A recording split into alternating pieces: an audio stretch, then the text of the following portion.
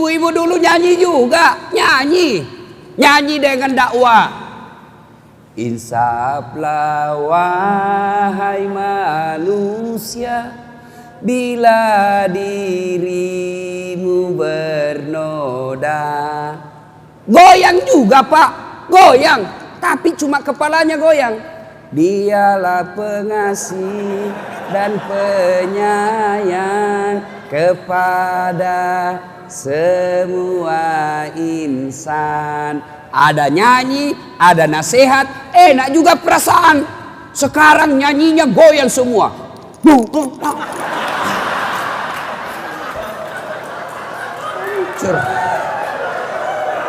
Beling-beling. Ibu bapak, saudara-saudara sekalian yang saya hormati. Nah, kali ini kita mau cerita tentang sisi Nabi.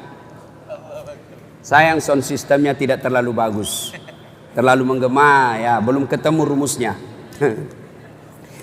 Lihat dulu catatan bos. Yang pertama, seluruh Nabi dan Rasul itu dikasih senjata. Ada yang tahu apa senjata Nabi? Apa yang tahu? Dari 25 Nabi dan Rasul semuanya dikasih senjata. Ada yang tahu apa senjata Nabi? Apa? Hah? Doa, betul juga tapi belum tepat. Al-Quran belum, istilahnya belum tepat. Apa? Siapa? Saya kasih hadiah.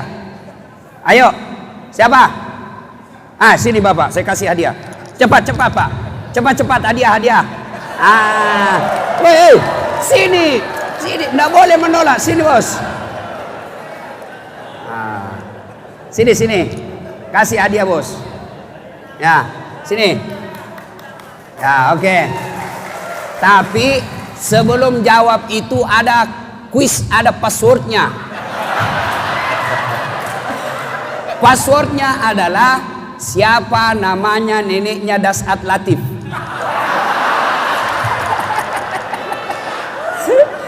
Ayo, siapa?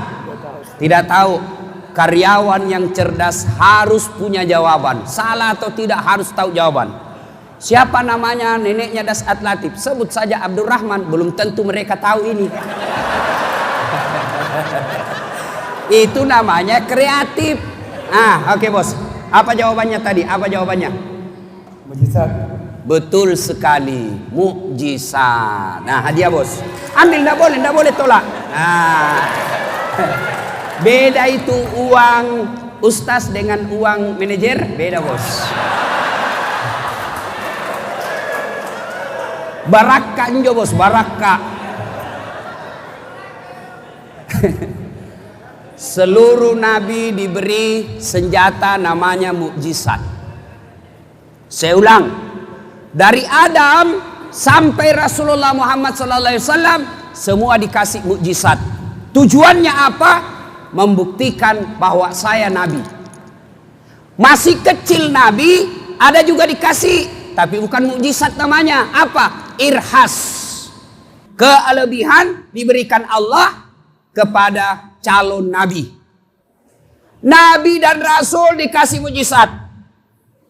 Nabi Adam ada mukjizatnya.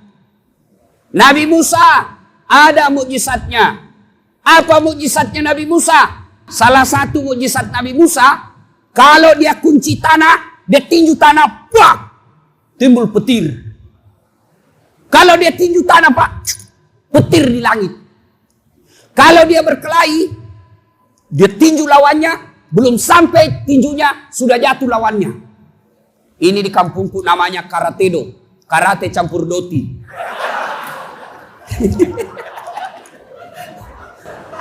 Apalagi mukjizatnya Nabi Musa, dia punya tongkat. Tongkat mukjizat berlawanan dengan ular-ular naga. Nabi Musa kasih jatuh tongkatnya, cek, jadi naga. Dia makan semua ular-ularnya Fir'aun dan tukang sihirnya. Apalagi mukjizatnya Nabi Musa, dia ambil tongkatnya, terkepung Nabi Musa dengan umatnya. Di depan ada laut, di belakang tentara Fir'aun. Allah perintahkan, Musa, menggema itu bos, menggema. Saya terganggu dengan sound system. Ya, Nah, ini masukan buat panitia. Kalau ceramah begini, paling enak pakai toa, Pak. Toa yang bulat. Itu yang kayak di masjid-masjid. Wah, itu paling enak ini. Kalau untuk nyanyi dangdut, nah begini. Cocok ini. Mengapa minuman itu haram? Karena merusak kepikiran. Mengapa berzina juga haram? Karena itu cara binatang.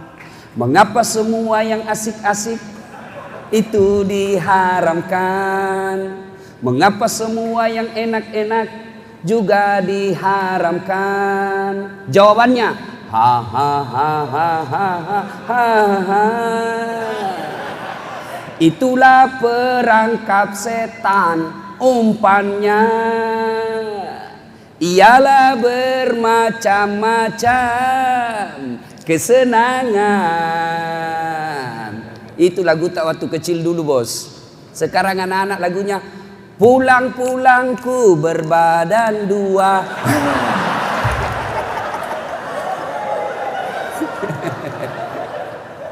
Masya Allah. Mukjizatnya Nabi Daud, mukjizatnya dia kasih masuk tangannya ke tanah, tarik keluar tembaga. Dia kasih masuk lagi tangannya ke tanah, tarik keluar pedang. Kita tarik kepiting. Apa lagi? Nabi Ibrahim. Apa mukjizatnya Nabi Ibrahim? Kebal terhadap api. Kumpul api, nyala api yang sangat besar, lemparkan Ibrahim. Logikanya pasti hangus. Ternyata Ibrahim keluar kedinginan. Nabi Sulaiman, apa mukjizatnya? Pandai berbicara dengan binatang, memerintah burung, berbicara dengan iblis, bahkan dia perintah itu pasukan jin. Bahkan salah satu mukjizat Nabi Sulaiman, Nabi paling kaya. Apa kekayaannya Nabi Sulaiman? 1 hektar pekarangan rumahnya. Apa kerikilnya? Emas. Ada di sini kerikil rumahnya emas? Ada? Paling dulu orang Bugis kalau kaya, Pak. Orang Bugis kalau kaya, giginya dia kasih emas. Saya masih dapat itu nenek saya giginya emas. Berapa harganya ini? Dia bilang penjualikan karena banyak juga cincinnya emas. Dia bilang semuanya ini.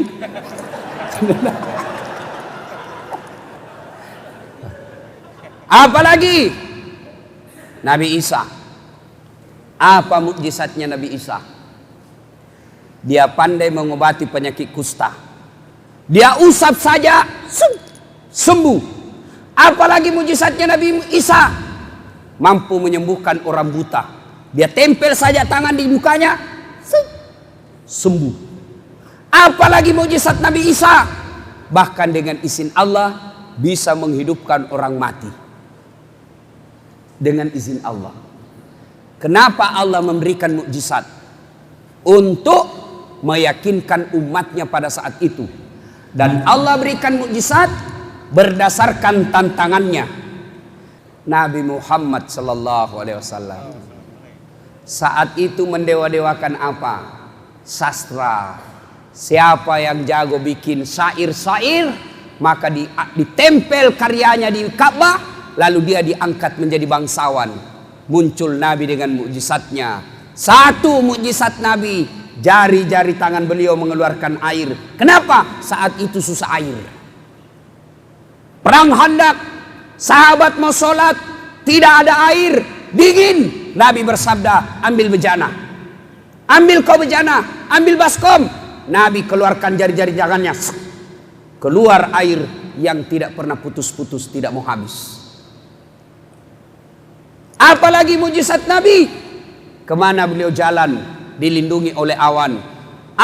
Nabi ke kanan, awan ke kanan. Nabi ke kiri, awan ke kiri. Nabi mundur, awan mundur. Nabi tidak pernah disentuh kulitnya matahari secara langsung. Saat terbesar Nabi adalah Al-Quranul Karim. Masih ada mukjizat Nabi satu dititip, nanti dipakai ketika di hari akhir. Apa itu? Syafaat. Itu belum dikasih, nanti di akhirat baru Allah kasih. Apa syafaat? Tambal-tambal atau doanya Nabi yang pada hari kiamat nanti tidak ada yang didengar doanya. Pada hari padang mahsyar nanti tidak ada yang didengar doanya kecuali Nabi Muhammad. Itu syafaatnya Nabi. Nah, ibu bapak, saudara-saudara sekalian, ini dulu yang perlu kita tahu. Yang kedua, kenapa disebut tahun gajah? Kenapa tahun lahirnya Nabi disebut tahun gajah? Nabi lahir hari Senin, kemudian tanggal 12 bulan Rabiul Awal. Nabi pun wafat hari Senin, bulan Rabiul Awal, tanggal 12. Sama lahirnya, sama wafatnya. Saya ulang, Nabi itu lahir dan wafatnya sama. Hari Senin, sama-sama Senin. Tanggal 12, sama-sama tanggal 12. Rabiul Awal, sama-sama Rabiul Awal. Cuma beda tahun. Nabi lahir tahun gajah, Nabi wafat 11 tahun setelah Hijriah. Kenapa disebut tahun gajah? Ada yang bisa jelaskan? Ada? Ada yang bisa jelaskan? Saya kasih hadiah lagi. Ada? Tidak ada? Hai. Bagaimana Bapak mau ikuti saja Nabi kalau tidak tahu? Disebut tahun gajah, kenapa? Ada raja yang sombong, namanya Abraha, pongah. Dia cemburu lihat Makkah. Kenapa?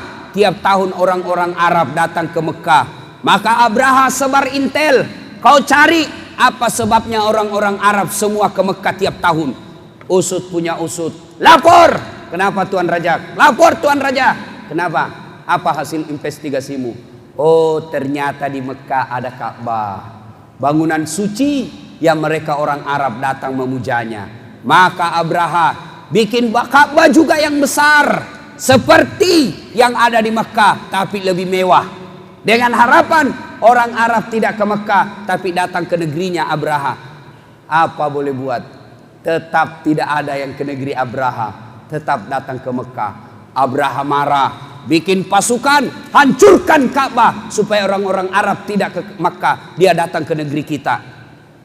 Bentuk pasukan berkendara gajah datang ke Mekah dengan tujuan apa? Hancurkan Ka'bah. Tapi apa boleh buat? Allah punya kehendak. Akhirnya apa? Abraha ingin menghancurkan Ka'bah, tapi Allah hancurkan pasukan Abraha yang berkendaraan gajah dengan cara apa? Turun burung ababil membawa batu bara, batu yang sangat panas. Kira-kira kalau sekarang batu bara kali ya. Batu yang sangat besar dan panas. Dia jatuhkan burung ababil ini di atas pasukan Abraha. Akhirnya hancur berantakan pasukan Abraha yang pada saat itu pakai kendaraan gajah. Maka disebut tahun gajah. Nah, kalau bapak ditanya sama anak kenapa disebut tahun gajah, sudah bisa jelaskan tak? Jangan lagi bilang karena bukan tahun kambing. Jadi Nabi lahir dan wafat sama tahunnya, sama tanggalnya, sama bulannya, sama harinya. Jadi bapak-bapak kalau ada yang ulang tahun bulan 12, hati-hati bos. Coba lihat orang meninggal Pak, coba lihat keluarga yang meninggal atau teman, dekat-dekat ulang tahunnya itu. Coba lihat. Jadi bapak yang ulang tahun akhir November, hati-hati bos. Ya mau dia apa? Semua kita mati. Semua kita pasti mati. Orang kaya, orang miskin, raja-raja, rakyat biasa, semua menghadap ilahi, tiada yang abadi. Orang kaya, polisi, tentara, dokter, deputi, manajer, ustaz. Di belakang sedikit bos. Ya siapa yang ceramah kalau ustaz duluan mati? Ya bapak saudara-saudara sekalian. Tuh yang ketiga yang perlu kita bahas. Nabi kita teladani dari segi apa? Sebagai karyawan, mari kita lihat. Saya ingat-ingat sejarah Nabi dulu. Pertama, Nabi itu tidak pernah makan kecuali barang halal. Jangankan sedekah, jangankan hadiah, sedekah saja Nabi tidak mau makan. Sedekah Nabi tidak mau makan. Suatu kali ada anak muda namanya Salman Al-Farisi. Dia agama Nasrani, mau masuk Islam. Dia jalan kaki dari Turki, Mesir, dari Mesir jalan kaki ke Madinah. Jalan kaki Pak, sampai di Madinah. Diberitahu sama pendetanya, Salman, kau datang ke Madinah, saya dengar di sana sudah ada Nabi akhir zaman. Ciri-cirinya, satu, dia tidak makan sedekah, tapi dia makan hadiah. Dan yang ketiga, ada tanda-tanda kenabian di belakangnya. Pergi Salman jalan kaki ke Madinah. Sampai di Madinah dia cari mana ini Muhammad. Dia dapat. Nabi lagi cerita-cerita dengan sahabat. Datang Salman. Dia bawa kurma satu piring. Lalu berkata Salman, Tuan, ini sedekah, silahkan Anda nikmati. Sahabat ambil kurma, dia makan. Sahabat yang lain ambil. Nabi ambil satu biji. Begitu mau dimakan, mau masuk mulut Nabi, Nabi bertanya kembali, apa ini tadi dek? Sedekah. Nabi simpan kembali, tidak jadi dimakan. Dalam hati Salman, ciri kenabian, tidak makan sedekah. Pulang. Besok datang lagi Salman, bawa kurma. Tuan, ini ada hadiah. Nabi berkata, apa? Hadiah. Lalu Nabi mengambil, dimakan. Salman berpikir, tidak makan sedekah, makan hadiah. Ini tanda kenabian yang kedua, sudah ada. Penasaran Salman, dia cari tanda kenabian 3. Apa itu? Dia cari tanda kelahiran, tanda lahir di belakangnya. Nabi tahu, dia singkapkan, dia punya baju kelihatan. Tanda kenabian, baba. Tahu baba? Tahu baba? Tahu? Apa bahasa Indonesianya baba? Hah? Tompel. Tompel itu di sini, Bos. Hah? Apa? Tidak ada bahasa Indonesianya baba. Bahasa Indonesianya baba, ya baba. Begitu bapak bilang baba, orang sudah tahu. Akhirnya Salman Al-Farisi masuk Islam. Nabi jangankan barang haram, jangankan barang subhat, jangankan sedekah, hadiah saja. Sedekah, hadiah, hanya Nabi hanya memakan hadiah, sedekah pun tidak. Yang nyata-nyata sedekah itu halal. Berarti kalau kita mau contoh Nabi, jangan memakan barang yang haram. Mana haram? Bisa jadi pegawai. Jam kantor jam 8 sampai jam berapa? Hah? Jam 6 sore. Bapak bolos 2 jam. 2 jam itu sudah masuk haram. Kenapa?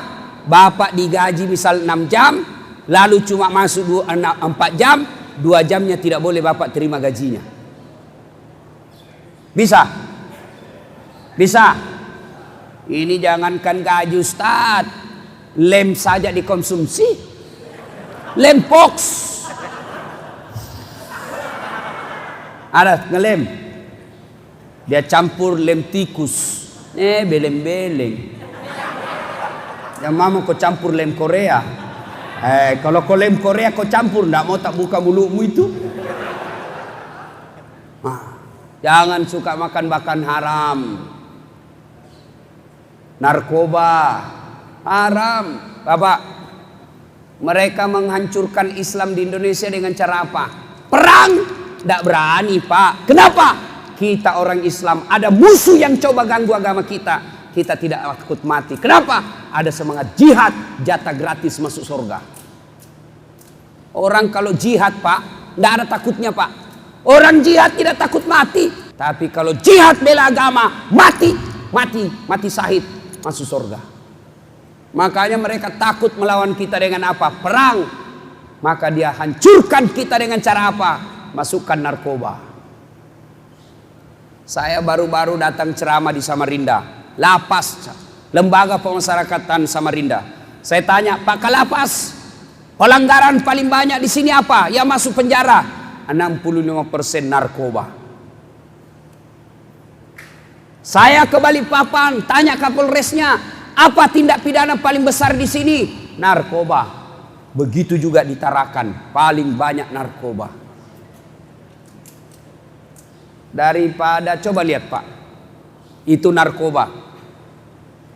Di Quran sudah menjelaskan, innamal khamru wal maisir wal amsaru rijsun min amalis syaitan fajtanibuhu la'allakum tuflihun. Hamar, ada itu rijsun, bapak moyangnya dosa, min amalis syaitan, perbuatan syaitan, jauhi agar kamu termasuk orang-orang yang beruntung.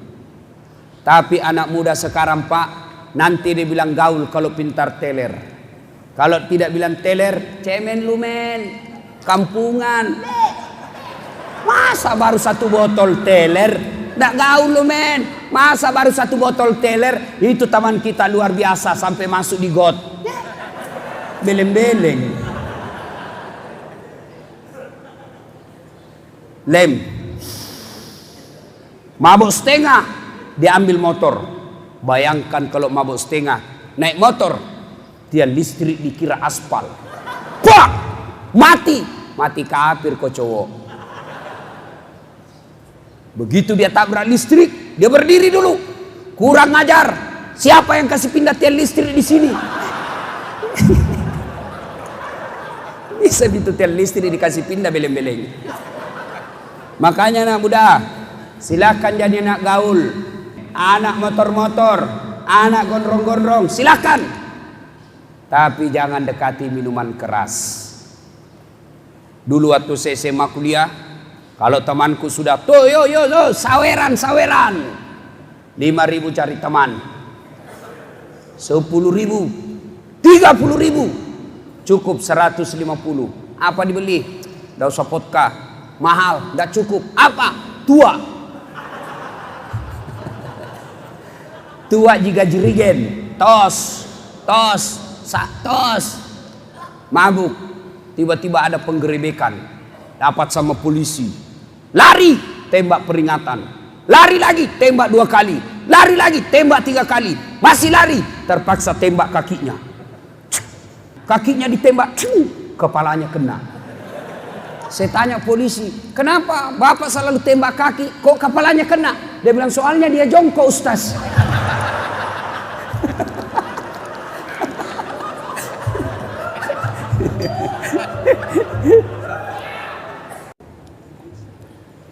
Saya yakin tidak ada narkoba di sini. Tidak ada ngelem. Tapi saya curiga rokok. Pak, bapak kalau cinta sama Nabi, berhentilah merokok. Serius Pak. Pak, tolong carikan saya hadis, riwayat yang menjelaskan Nabi duduk-duduk sambil nunggu sahabat sambil merokok. Biasa itu orang merokok Pak, saya lihat kayak orang kurang kerjaan. Bahasa di kampungku beleng-beleng. Coba lihat orang merokok Pak, itu aja dia kerja 10 menit.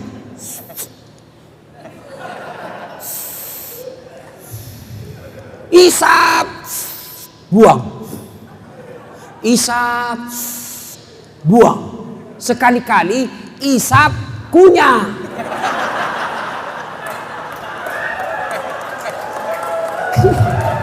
Ini, bos, begini bos. Sayang itu 15.000 kok punya sampai habis. Dan kami kasihan ini tidak merokok, sangat cepat kena pengaruhnya. Namanya perokok pasif. Menurut ahli paru, ahli penyakit pernapasan, kita yang tidak merokok ini paling gampang kena serangan daripada yang merokok. Maka tolong yang merokok jangan rusak kami. Bapak tidak punya, kami tidak punya salah sama Bapak.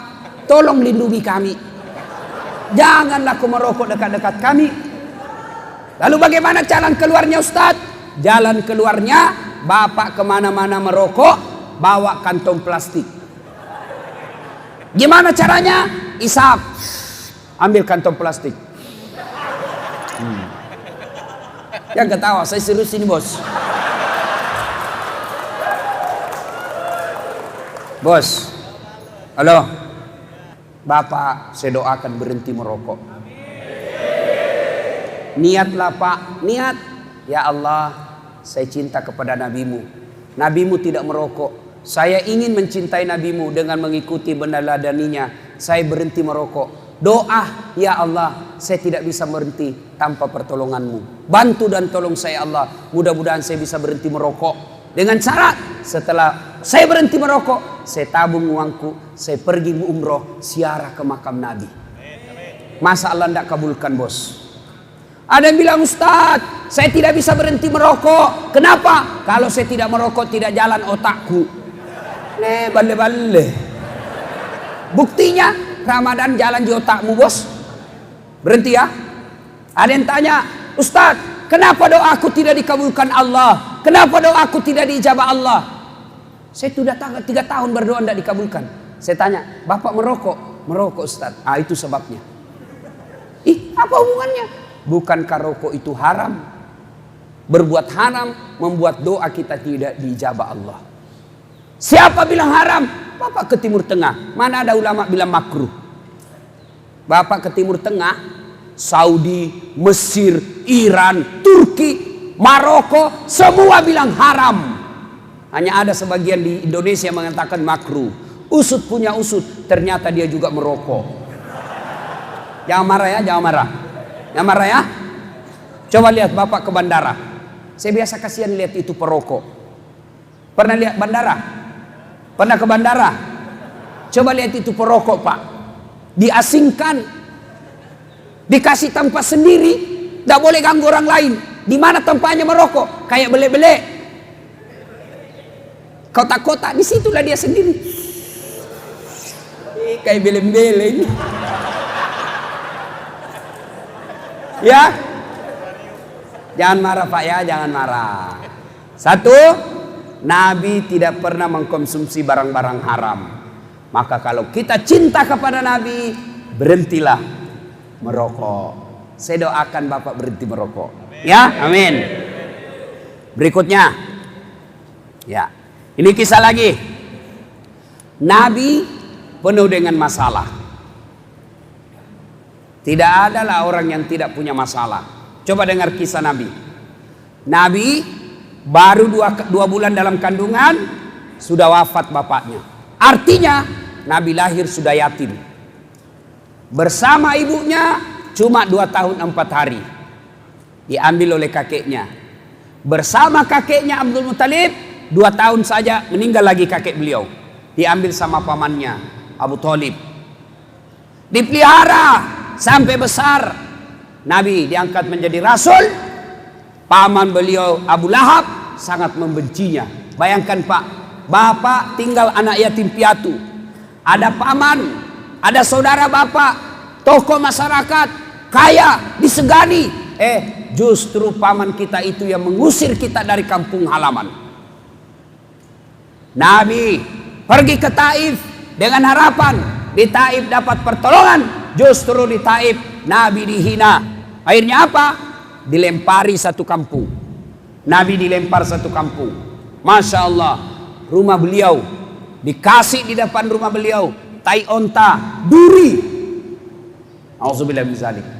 Nabi penuh dengan masalah. Apakah Nabi putus asa? Apa pernah Nabi kita dengar Nabi galau? Pernah enggak Bapak Ibu dengar Nabi pernah galau? Nabi pernah stres? Tidak.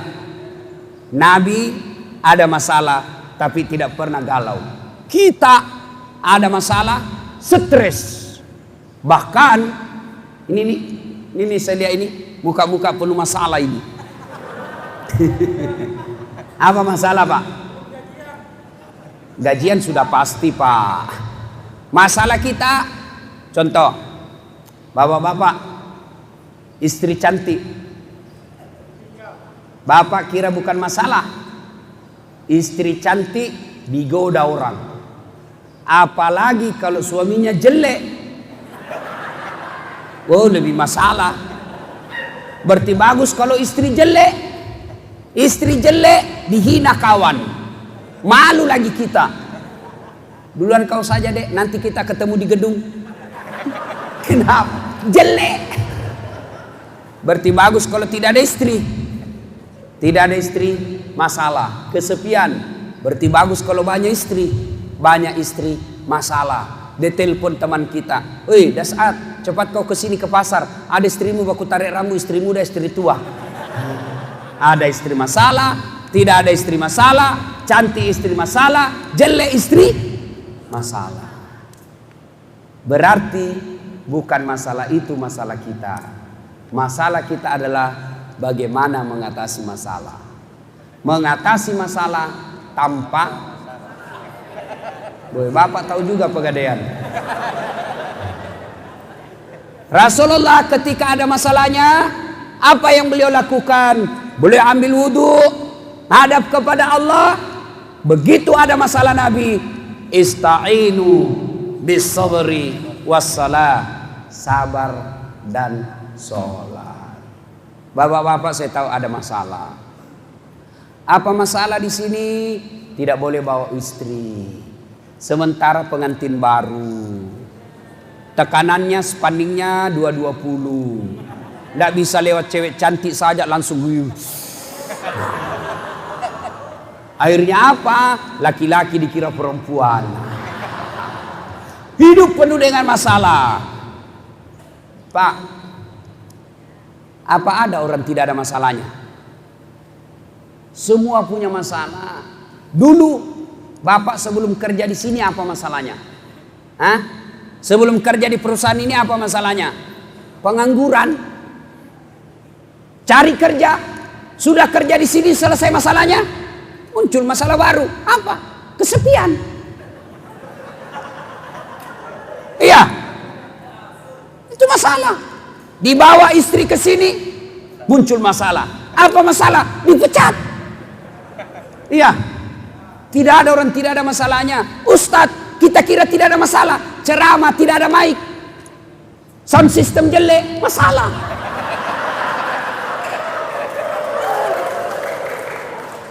Tidak ada orang tidak ada masalahnya, Pak. Ini manajer deputi tidak ada masalah. Masalahnya banyak, Pak. Apa? Terjadi kerusakan, deputi yang tanggung. Semua orang punya masalah. Alhamdulillah. Allah tidak membebani kita jalan keluar yang berat. Allah cuma minta ketika ada masalahmu, ista'inu bisabri wassalah. Sabar, perbaiki solatmu, saya yang selesaikan masalahmu. Bapak lihat ini, Bapak penuh masalah ini.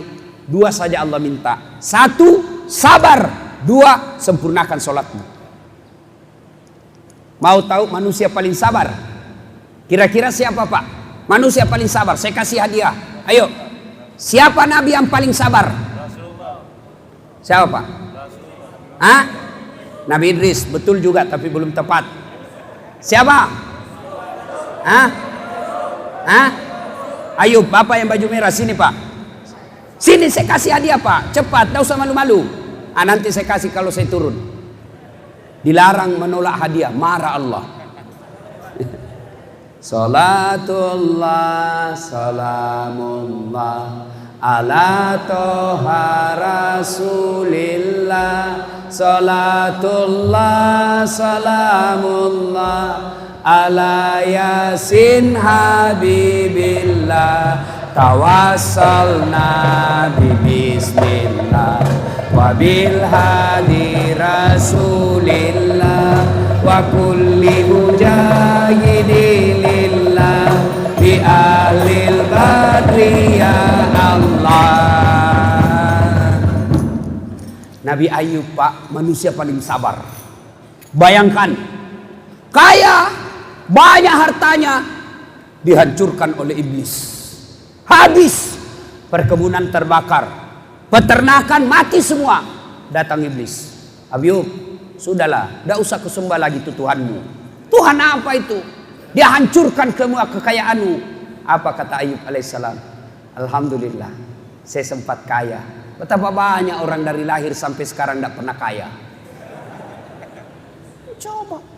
Iblis tidak putus asa. Mati lagi anaknya.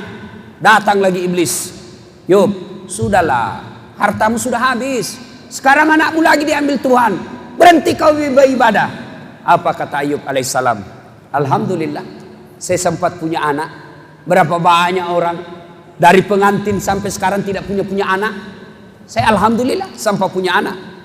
Selesai ngomong gini, ada mahasiswa saya, dia bilang, iya Ustaz, saya juga ini sudah hampir 25 umurku sudah tidak punya anak. Saya bilang, bagaimana kau mau punya anak dan ada istrimu sota?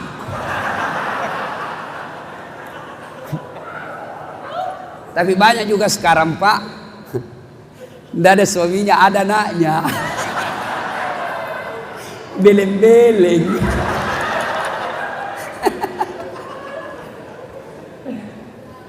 Ayub alaihissalam tidak sedih, goda lagi, apa? Sakit, seluruh anggota tubuhnya dimakan ulat. Datang lagi iblis.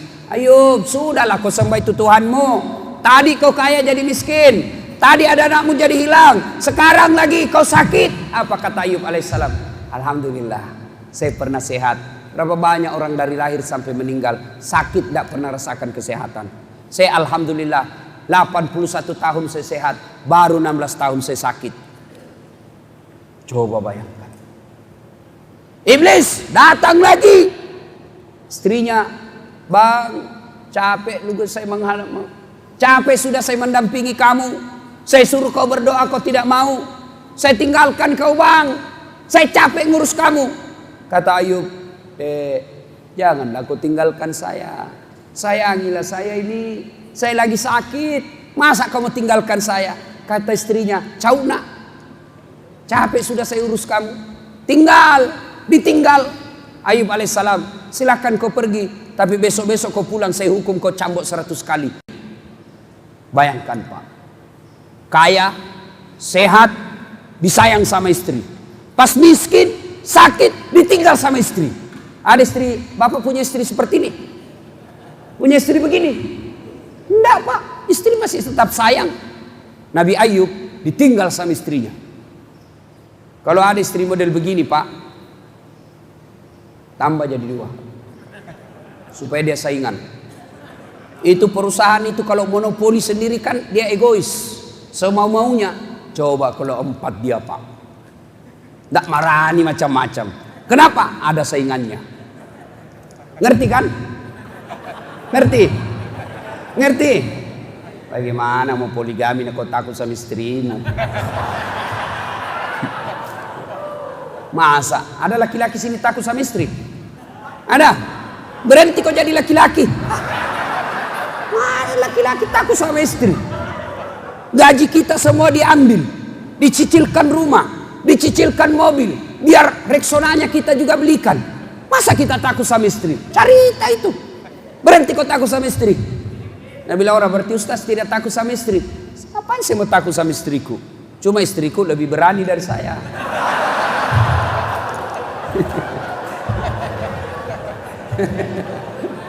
Bapak saudara-saudara sekalian, Ayub alaihissalam ditinggal istrinya. Lalu setelah Ayub sehat, datang lagi istrinya. Bang, maafkan saya. Coba istri macam ini kan bikin jengkel Pak. Kita kaya dia datang, kita miskin ditinggal, kaya lagi datang lagi. Apa Ayub tidak memaafkan istrinya? Tetap dimaafkan istrinya. Pemaaf. Alhamdulillah. Ini ibu-ibu ada di belakang nih. Bu, besok-besok suami ibu pensiun, sudah tidak punya kerja, jangan kasihan ditinggal. Itu suami kalau sudah pensiun, peka perasaannya Pak. Penyakitnya nama post power syndrome. Itu kalau orang tadi dari manajer, deputi, tiba-tiba pensiun, gampang tersinggung. Sampai ada jamaah di Makassar, bapak-bapak, dia bilang, Ustaz, apa doanya supaya tenang perasaan? Kenapa? Dia bilang, saya ini setiap pensiun gampang sekali tersinggung. Kok bisa Pak?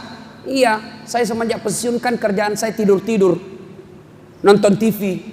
Adalah itu kucingnya anak saya juga di samping saya tidur-tidur.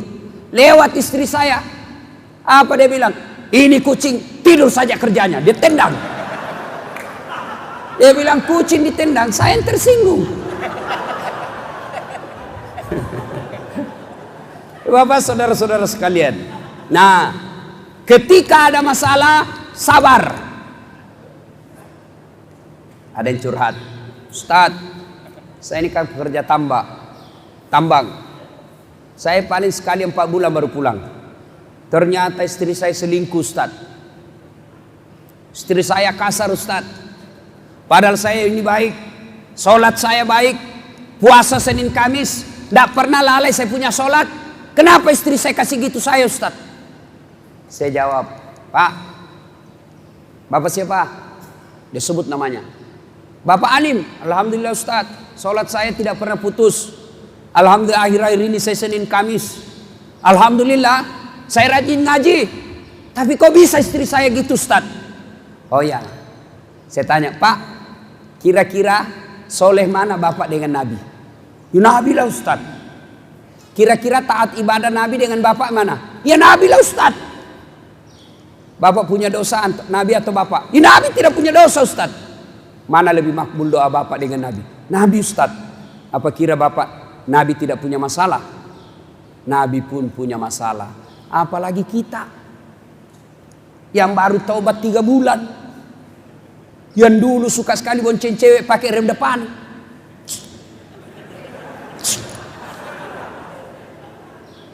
Pakai jaket. Dulu kita pakai jaket, kancingnya di depan. Sekarang dia balik Pak, bonceng cewek, kancingnya di belakang, masuk tangannya cewek. Sedikit lagi.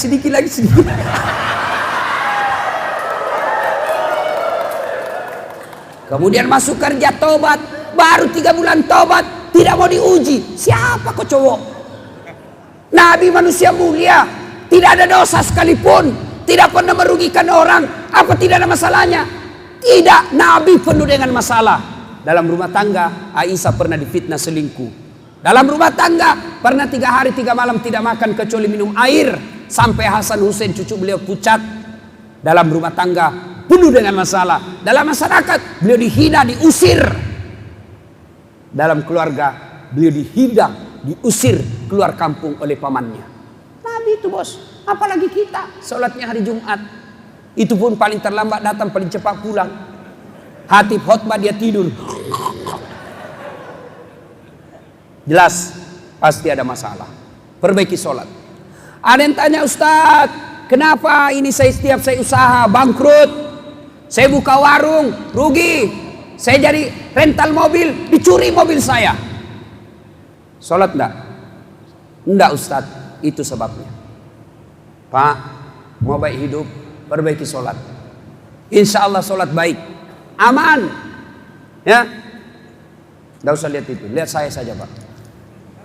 Sholat baik. Kalau Bapak sholatnya baik, kecil. Halo, saya mau tanya, siapa yang punya dunia?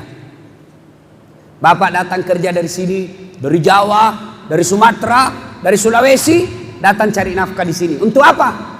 Untuk apa? Supaya dunia saya baik Ustaz. Siapa yang punya dunia? Siapa yang punya dunia? Ayo jawab. Siapa punya dunia? Allah. Artinya apa? Tidak mungkin dunia kita raih kalau yang punya dunia kita jauhi. Contoh, saya akrab dengan Gubernur Kaltim, Pak Isran Nur. Saya datang ke Samarinda. Assalamualaikum Pak Gubernur. Waalaikumsalam. Ustaz Das'ad. Gimana kabar? Baik. Saya lagi di Samarinda ini Pak Gub. Oh ya, terus? Saya mau cari-cari teman dan keluarga yang ada di Samarinda seberang, tapi tidak ada mobil saya. Tenang Pak Ustadz, saya lagi di Jakarta sih, tapi tidak ada masalah. Tunggu. Gubernur telepon ajudan. Ajudan, siap. Itu ada Ustadz Dasat, kau bawakan mobil. Kasih full tangki, jangan lupa kasih pembeli pulsa. Siap, laksanakan. 86. Sudah. Setengah jam kemudian datang ajudan. Bawa mobil, full tangki, lengkap dengan pembeli pulsa. Selesai masalah saya soal mobil. Kenapa? Saya akrab sama yang punya Samarinda. Sebaliknya, ada pegawai dari sini ke Samarinda, tidak kenal Isra Nur, tidak pernah ketemu, nama tidak pernah didengar, muka tidak pernah dilihat. Assalamualaikum Pak Gubernur. Waalaikumsalam. Siapa ya? Saya Pak, perantau. Boleh pinjam mobilnya Pak? Siapa kira-kira di telepon Pak Isran? Siapa? Kapolres. Tangkap, penipu, tidak pernah kenal. Saya tidak tahu, tiba-tiba pinjam mobil, pasti tukang tipu. Tangkap dia. Begitu juga dengan Allah. Tidak pernah Bapak sholat. Sholat hari Jumat, paling terlambat datang. Ngambil sendalnya orang. Tiba-tiba sakit. Ya Allah, sembuhkan penyakitku ya Allah. Saya sudah capek dengan penyakit ini ya Allah. Allah berfirman, malaikat, karena dia sudah capek, cabut nyawanya. Perbaiki sholat bos. Kecil buat Allah. Contoh lagi, Pak Deputi, apakah namanya pangkatnya di sini paling tinggi? Hah? Manajer, anggaplah paling tinggi manajer di sini. Panggil security. Security, langsung lari Pak, biar dia pegang itu kue, dia pegang jalan kote, dia siap perintah. Itu lagi langsung dia siapa perintah Pak? Kira-kira ada enggak? Manajer dipanggil manajer, panggil security. Security, tunggu Pak, Bapak ndak lihat saya sibuk. Bilang kok dikasih pindah kok cilaka. Ya. Allah, coba lihat, Allah yang memiliki segala-galanya. Panggil, hayya 'alas shalah. Apa kata Bapak? Tunggu. Ih, hebatnya tahu Tuhannya disuruh menunggu. Manajer saja marah kalau Bapak suruh tunggu. Contoh lagi. Bapak punya karyawan, dibelikan handphone. Nah, handphone nih. Kalau saya butuhkan kamu, jawab ya. Kasih. Ditelepon pagi, cik, tidak dijawab. Telepon siang, di reject. Telepon asar, tidak dijawab. Telepon maghrib dimatikan. Kira-kira bagaimana marahnya Bapak? Kurang ngajar kau ya. Saya belikan kau HP supaya kau jawab. Kenapa kau tidak jawab HP ku? Sini tuh HP. Pecat kau. Masih mau. Begitu juga dengan Allah. Allah kasih rezeki, Allah kasih kesehatan, Allah kasih segala-galanya. Allah panggil, hayya 'alas shalah. Sini. Salat, hayya 'alal falah. Sini, saya kasih kau kemenangan. Apa jawaban kita? Tunggu. Pantas hidup Bapak susah. Mau hidup bahagia Pak, perbaiki salat. Salat baik, kata anak gaul di Jakarta, kelar hidup lu bro. Tapi kalau ndak sembahyang kok jelek, pengangguran, bau mulut, ndak terkenal. Nggak sholat lagi. Cilaka. Ada yang bilang begini. Saya sudah sholat Ustaz. Rajin sholat. Kok hidupku sengsara? Tidak niat. Kok sholat tidak ikhlas. Ayalah sholat. Asar lagi. Barusan kita sholat duhur. Nggak ikhlas kok. Saya sholat Ustadz, kenapa hidupku penuh masalah? Betul Bapak sholat, tapi sholatnya tidak semangat dan main-main. Tidak semangat Pak. Mulai wudhu sudah main-main. Wudhu sambil terima telepon. Ya, berapa dijualkan? Tawarlah kau. Itu sambil wudhu itu. Ayo, itu sudah main-main. Begitu sholat tidak semangat. Allah. Bismillahirrahmanirrahim. Iyyaka na'budu. Shiratal ladzina an'amta. Siapa ajar kau sholat pantat garuk-garuk? Ada juga sholat Pak kayak ditiup angin.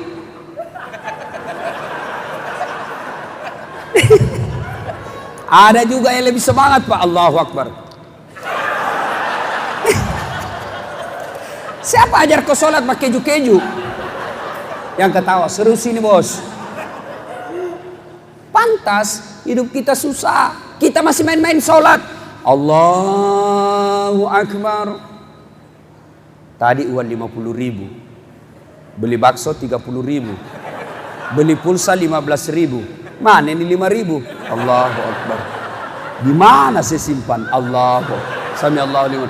Allah belum dia dapat. Gimana ya? Dia kantongnya pun diperiksa. Itu sambil sholat itu. Begitu. Assalamualaikum. Oh di bawah kantong. Allahu Akbar. Rakaat kedua masih husu. Rakaat ketiga. Di mana kunci motor? Di mana kunci motor? Begitu mau masuk rakaat keempat. Wah. Nempel di motor, langsung Allahu Akbar, Allahu Akbar, Allahu Akbar. Iya, Bapak ketawa karena pernah mengalami toh. Mana Pak? Dia sholat Ustaz, tapi celananya yang dipakai kencing berdiri. Ini banyak suka kencing berdiri di sini. Nabi jelaskan, jangan kau kencing sambil berdiri. Jangan kencing menghadap kiblat, jangan kencing membelakangi kiblat, karena kencing seperti itu adalah kencing bersama dengan setan. Tapi kita kencingnya Pak, tengah hutan, menghadap mobil.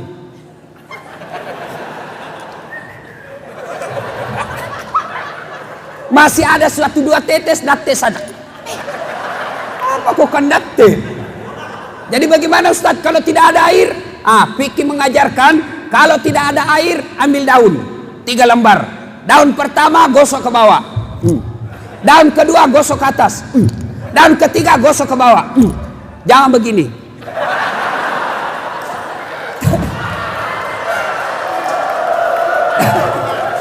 Tambah hancur kalau kau begini, tambah hancur. Dengan catatan periksa baik-baik dulu bos. Jangan sampai ada cambulu-bulunya. Ih, kenapa bengkak? Oh saudara-saudara sekalian, baju yang kita pakai sholat, usahakan baju khusus dipakai sholat.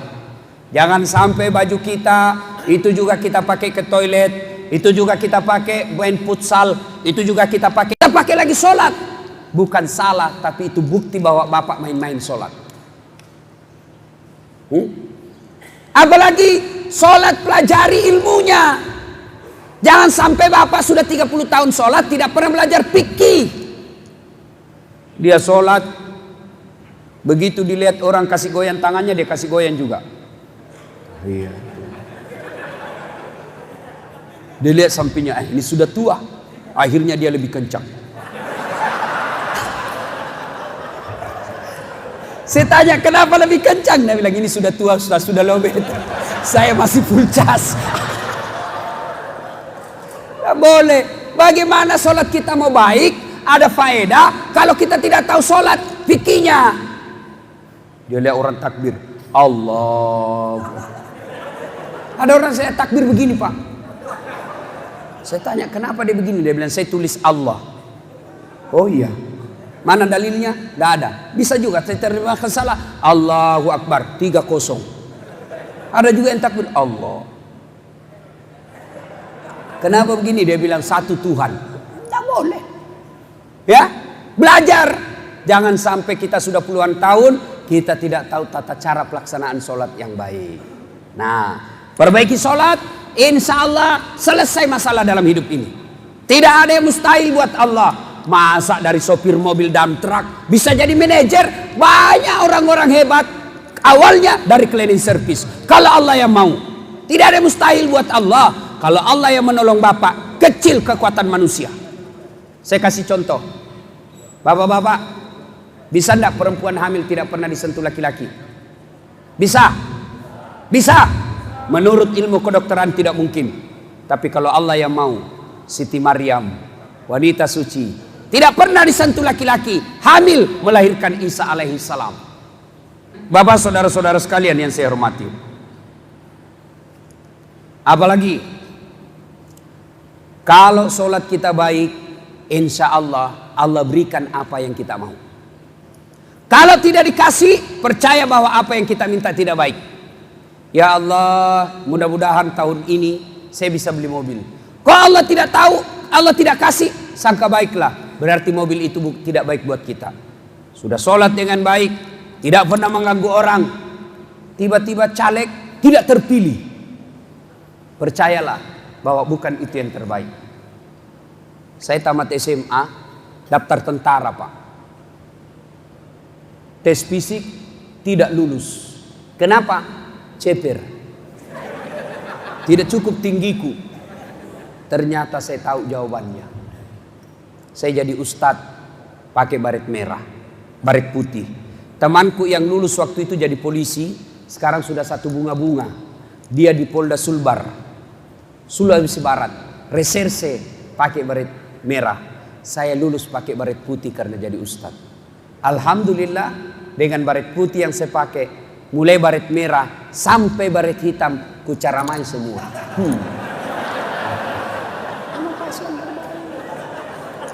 Jadi bapak dilempar di pulau ini, jangan sangka buruk. Itulah yang terbaik buat bapak. Setengah mati saya sekolah, insinyur S2. Ya Allah, kok tempatku buruk begini, terisolasi kayak Nusa Kambangan. Bersyukur Pak, itulah yang terbaik. Yang menjadi celaka, kalau bapak sudah kerja di sini, tidak punya fasilitas berdosa, lalu bapak tetap buat dosa, tidak pernah ibadah, itu paling sial. Apa enaknya tempat di tempat ini Pak? Apa istimewanya tempat seperti ini? Uang terpelihara. Tidak bakal pergi nonton bioskop. Tidak ada pergi makan warkop. Duit gaji kita tinggal. Apalagi tidak ada cewek berkeliaran. Coba kalau bapak di Makassar, baru 10 menit 10 pasang paha, kelihatan semua Pak. Mulai yang mulus sampai yang banyak bautnya. Ada semua Pak. Kalau di sini, mana bapak pernah lihat perempuan kelihatan dadanya? Enggak toh? Kecuali bapak share di Google. Itu berarti memang mentalnya sudah rusak. Itu enaknya tinggal. Berarti itu yang terbaik. Jangan pernah sangka buruk.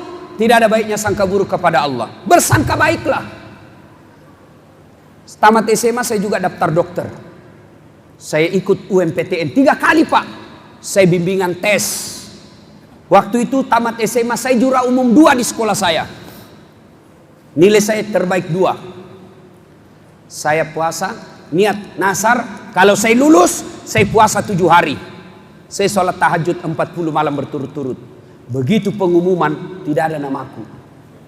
Saya protes, ya Allah, kenapa kau takdirkan saya tidak jadi lulus? Kau tidak rugi jadi Tuhan kalau saya jadi dokter. Allah luluskan saya jadi ustadz. Ternyata ustadz juga dokter. Kalau dokter klinik, dia mengobati jasmaninya. Ustadz Dasat mengobati rohaninya. Dan alhamdulillah, orang nanti di akhirat tidak masuk neraka gara-gara sakit jasmani. Kenapa masuk neraka? Saya penyakit kusta Tuhan. Enggak. Kenapa masuk neraka? Ada empas sariawanku. Tidak. Kenapa masuk neraka? Saya dengki. Kenapa masuk neraka? Saya sombong. Kenapa masuk neraka? Saya takabur. Itu ustadz punya obat. Alhamdulillah, saya tahu jawabannya. Kenapa saya jadi ustadz? Kenapa tidak jadi dokter? Waktu saya kuliah, karena saya waktu itu lulus di Sospol, terjadi tabrakan di Jalan Perintis Kemerdekaan. Saya pulang kuliah. Tabrakan, berceceran darah di aspal. Saya turun tolong dia. Dia yang tabrakan, saya yang pingsan. Ternyata saya tidak bisa lihat darah. Allah tahu. Kira-kira kalau bahasanya malaikat, Dasat, bagaimana kau mau jadi dokter? Kau tidak bisa lihat darah. Sampai sekarang Pak, kalau saya lihat saja di YouTube, di handphone ada orang tabrakan berceceran darah, kayak mau pingsan saya Pak. Allah tahu yang terbaik. Teman saya yang jadi dokter, sekarang tugas di Kepulauan Aru. 3 tahun yang lalu mau lebaran saya tanya, dok, pulang lebaran? Tidak Ustadz. Rugi-rugi kau cari uang jauh-jauh tidak lebaran sama orang tua. Mahal Ustaz. 16 juta tiket. Saya satu keluarga bisa puluhan juta baru sampai PP. Saya langsung bersyukur, alhamdulillah. Untung saya tidak jadi dokter. Saya jadi ustaz. Kemana-mana dibayarkan saya punya tiket, Pak. Pergi tidak bawa uang, pulang bawa uang. Allah kasih yang terbaik. Jadi Bapak tinggal di sini, itulah yang terbaik. Jangan sangka buruk. Apa kira Bapak tidak berjihad di sini? Ini jihad. Jangan pikir jihad itu perang ke Palestina. Perang melawan orang-orang kafir menghina Islam. Itu puncak jihad. Bapak cari nafkah. Tinggalkan Jawa. Tinggalkan Kalimantan. Tinggalkan Sulawesi. Datang ke sini karena tanggung jawab. Tidak tega lihat anak kelaparan. Tidak tega lihat istri tidak punya perhiasan. Merantau datang ke sini. Gaji dipegang. Gaji kita irit supaya anak kita sekolah baik, supaya istri kita punya perhiasan. Itu Bapak jihad. Dengan catatan sholat. Kalau tidak sholat mati sia-sia semua itu, bos. Ada yang bilang tidak penting sholat, yang penting hatimu dong. Kalau ada yang bilang hatimu saja baik, tolong tanya siapa nabinya. Nabi Muhammad paling baik hatinya. Nabi Muhammad paling luhur akhlaknya, tapi beliau tetap sholat. Nah, alhamdulillah saya lihat ini muka-muka rajin sholat semua. Alhamdulillah. Apalagi kalau subuh, penuh ini masjid, Pak. Sampai di luar, tidak ada di dalam. Masya Allah. Kalau kita cinta sama Nabi, hidupkan sholat jamaah. Tidak bisa jamaah di masjid, jamaah di apa itu namanya? Asrama mes. Yang penting jamaah. Di kantor tidak bisa ke masjid karena pekerjaan numpuk. Jamaah dengan teman kantor. Di kantor panggil, ayo sholat kita berjamaah 2. Dibilangi orang kita so alim, biar dia dapat dosa, kita dapat amal. So alim, ya tidak apa-apa. Kampungan, saya dulu waktu sekolah pergi ke masjid sholat, dia bilang temanku, kampungan lu men. Saya bilang biar nih daripada kau tidak ada kampungmu. Yuk. Kenapa kita malas sholat berjamaah? 1, karena dia tidak lihat pahalanya. Coba kalau kamu manajer umumkan, siapa yang datang sholat berjamaah di masjid, kasih bonus 500.000. Saya yakin sholat subuh jam 5, jam 2 sudah penuh masjid. Kenapa? Dia lihat pahalanya. Yang kedua, kenapa orang malas ke masjid berjamaah? Karena dia tidak tahu pahalanya. Kalau Bapak tahu pahalanya, kata Nabi, kalau kau lihat pahalanya, kau akan datang ke masjid walau kau dalam keadaan merangkak, ngesot. Apa pahala berjamaah? 1, Bapak wudhu dulu, lalu ke masjid, melangkah kaki kanan 1 pahala, langkah kaki kiri, gugur dosa kecilnya. Jadi kalau Bapak punya rumah, dari mes ke masjid 200 meter, PP 400 meter. Langkah kaki kanan 1 pahala, langkah kaki kiri, dosa kecilnya dihapus. Apalagi pahala berjamaah. Semua materi yang kita lewati, pagar, tembok, dinding, aspal, dia akan jadi saksi. Tanah, tegel, rumput. Ya Allah, jangan kau masukkan dia neraka, masukkan dia surga. Saya saksinya, dia datang berjamaah di masjid. Itulah sebabnya ulama mengajarkan, ketika kita sholat berjamaah di masjid, 2 rakaat pindah, 2 rakaat pindah. Supaya apa? Tambah banyak saksi di akhirat. Itulah juga sebabnya ulama mengajarkan, Nabi mengajarkan, kalau kau pergi salat, usahakan lain jalannya waktu pergi, lain juga jalannya waktu kau pulang. Yang juga salah paham, sudah dengar hadis ini, oh dia pergi kampung dulu, baru dia datang. Sudah selesai orang sholat, bos. Beleng-beleng namanya itu. Apalagi keutamaan sholat berjamaah, lipat 27 kali. 1 kali sholat di masjid, 27 kali sholat sendiri di rumah baru sama. 1 kali sholat di masjid, 27 kali Bapak sholat di mes sendiri baru sama. Apalagi keutamaan sholat berjamaah di masjid. Kalau hujan, gerimis, debu, Bapak ke masjid, basah bajunya. Baju yang basah itu nanti seperti mantel, melindungi Bapak agar tidak disentuh api neraka. Tidak usah cemas kalau basah bajunya, Pak. Jangan juga salah paham. Selesai dengar ceramah begini, Dia mau ke masjid, dia tunggu hujan keras. Begitu hujan keras, dia buang mantelnya, dia pergi. Beleng-beleng. Apalagi keutamaan berjamaah di masjid. Di masjid ada yang disebut doa bersama. Ini ada lagi nih. Doa bersama tidak ada pada zaman Nabi. Jabat tangan selesai sholat, bid'ah masuk neraka. Masa gara-gara jabat tangan kita masuk neraka, bos? Yang tidak mau jabat tangan, coba bagaimana tersinggungnya. Apakah Nabi begitu? Selesai sholat, selesai berdoa, lalu orang jabat tangan, bapak tidak mau. Bagaimana perasaan orang yang mau jabat tangan sama bapak? Itu namanya sombong. Kita hanya gara-gara jabat tangan, kita bilang sesat, masuk neraka. Di masjid ada doa bersama. Ya, barangkali bapak dosa banyak, tidak tahu berdoa, ada imam, paham agama, dia mengaminkan, di belakang anak yatim, orang miskin teraniaya, alim ulama baca doa. Masya Allah, gara-gara doanya alim ulama, semua orang dalam masjid dikabulkan doanya.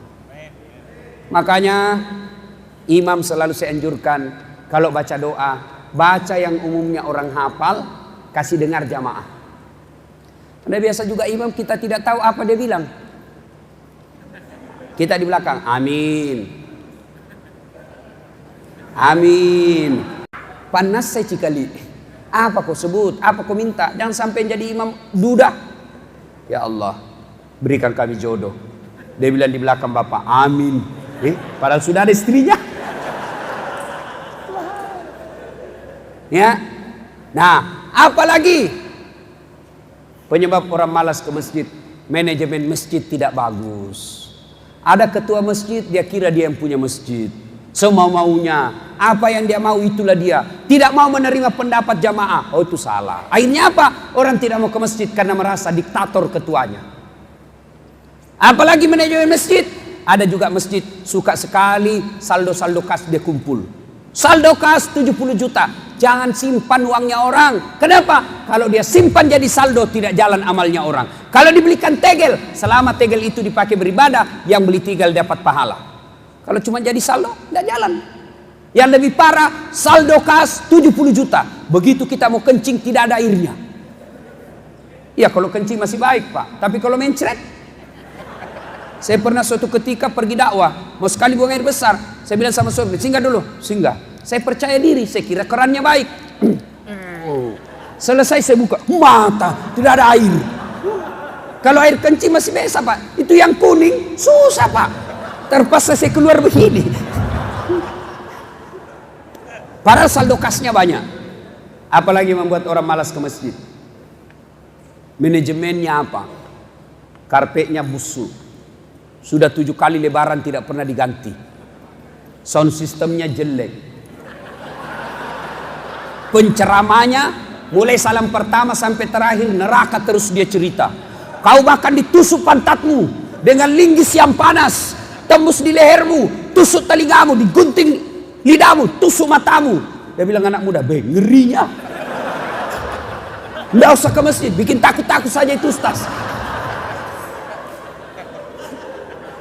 Ada juga itu penceramah neraka saja dia cerita, Pak. Pada luasnya itu surga, muat semua kita, Pak. Neraka aja terus dicerita.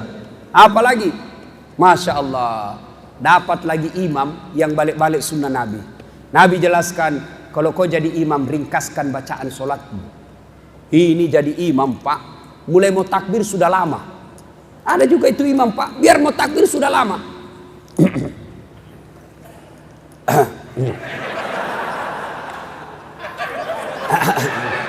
Apa nak kau tinggal langkah itu selesai. Ada juga imam gitu. Apalagi kata Nabi, kalau kau jadi imam, ringkaskan bacaan sholatmu. Ini jadi imam yang panjang-panjang dia baca, Pak. Kalau dia sendiri kul-kul dia baca. Sekalian jadi imam, apa dia baca? Surah Yasin dia bagi 2, Pak. Saya bilang, anak muda enak sholat di masjid. Dia bilang, apa enak? Ampun saya Ustaz. Kenapa ampun? Dia bilang, itu imam sholat subuh, surah Yasin dibagi 2 Ustaz. Toba anak muda, Pak. Kenapa dilarang yang panjang-panjang? Di belakang macam-macam, Pak. Ada pensiunan yang sudah rematik, tidak kuat lama berdiri. Ada juga itu orang tua, Pak, sudah tua betul, rematik, sudah bungkuk, terus setengah mati ke sana. Naik lagi angkat kepalanya. Masih belum selesai, tunduk lagi ke sini. Naik lagi dia. Belum selesai, tunduk lagi. Wah, disiksa orang tua ini imam. Rasanya saya mau tarik itu turun. Oh, menderita orang tua. Ada juga anak muda yang sekali kentut. Masya Allah. Ada juga ibu-ibu gendut. Yang tidak bisa lama berdiri. Makanya Nabi jelaskan, kalau kau jadi imam, ringkaskan bacaan solatmu. Dengar baik-baik yang suka imam di komplek ini, jangan kasih panjang. Kalau sendiri terserah. Nabi kalau sendiri sampai bengkak betis beliau. Kalau sendiri.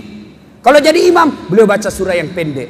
Yang kedua kata Nabi, baca yang umumnya orang hafal. Supaya apa? Satu, orang bisa khusyuk ikut.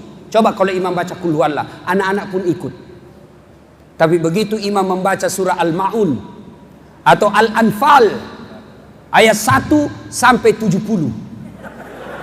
Imam khusyuk dengan bacaannya, kita menghayal di belakang. Kita mau ruku, belum selesai, kita mau ikut. Tidak hafal, terpaksa kita menghayal.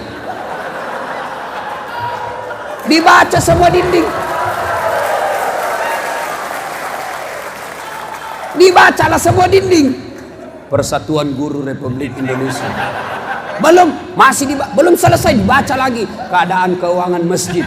Belum selesai, bajunya lagi orang dibaca, Pak. Dasat Latif caleg nomor 7.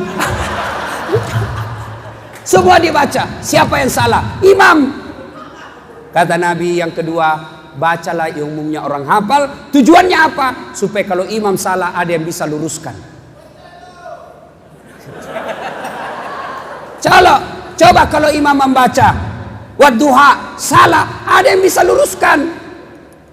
Tapi kalau imam membaca Al-Mu'minun ayat 20 sampai 90 salah, urusanmu.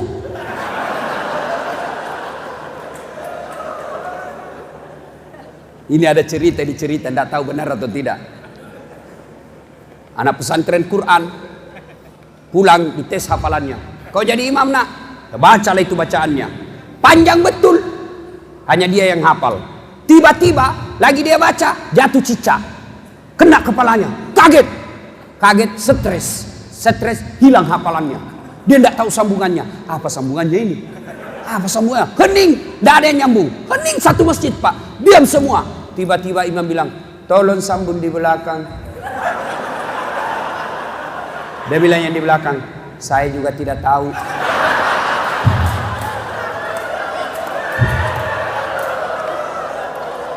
Tiba-tiba ada anak muda paling muda di belakang berteriak, kalau begitu ya sudah, Allahu Akbar.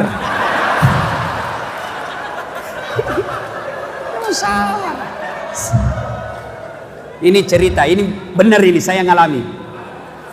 Waktu saya masih sekolah di kampung, masih kecil, sujud imam. Lama sekali, tidak biasanya. Kayaknya sudah 5 menit, belum juga naik. Lama betul. Teman saya, ada yang langsung diangkat kepalanya. Ngintip. Langsung bilang, hilang imam.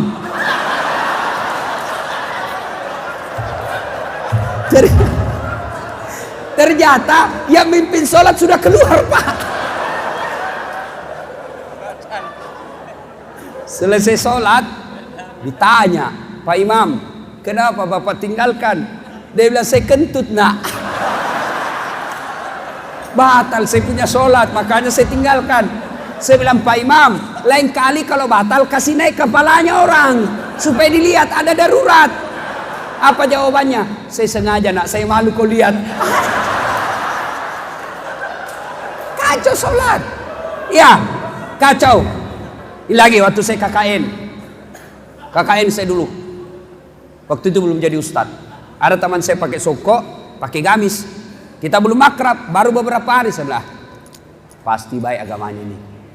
Jadi imam, dorong. Dia lah jadi imam. Al-Fatihah lancar. Begitu giliran dia baca Al-Kafirun. Wala antum abiduna ma'abud. Wala an abidum ma'abattum. Wala antum abiduna ma'abud. Wala an abidum ma'abud. Saya sama teman saya sudah kode. wala antum abiduna ma'abud, wala ana abidum ma'abattum, wala antum abiduna ma'abud, wala ana abidum Ini teman saya jengkel. Langsung dia bilang, "Woi, kenapa itu tak putar-putar?" Langsung dia bilang imam, "Ini juga kupikir."